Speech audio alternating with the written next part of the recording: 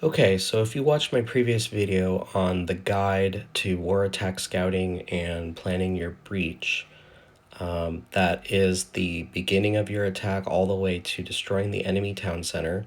I believe that's most likely the hardest part of the entire attack every time. If you master that, you'll get more victories all the time. So in that video, I demonstrated my scouting tips on a war base that was in a current war. And so this is actually how that attack on that base went. So you saw all the planning ahead of time, and then this is how it went, and you can see how it got executed. And so I'm just going to give some commentary while we watch this.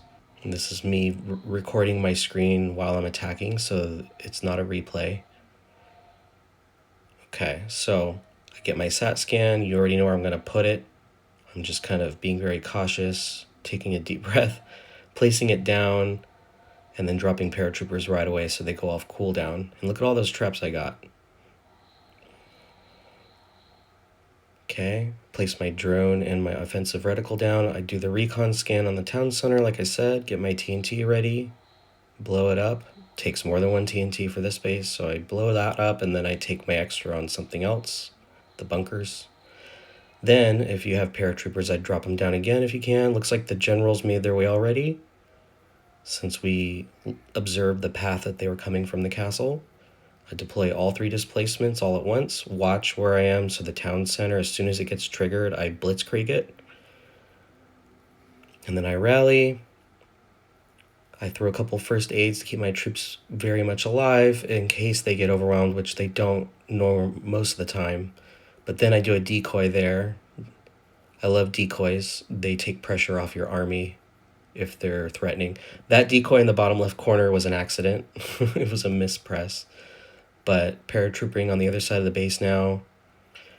Recon scanning the most threatening or pressing buildings I need to destroy, like the Forbidden City. So I got the quick victory. And then I just kind of feel like I can split up my army now that the base is kind of, punched a hole through it.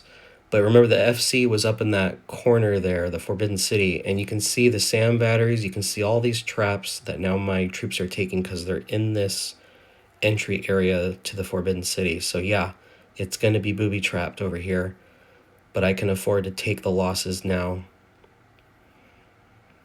So yeah, that would have been pretty risky. So yeah, it looks like, when you have a good breach and you've opened up the base and you've taken it down pretty fast from the inside, it's going to be a good win.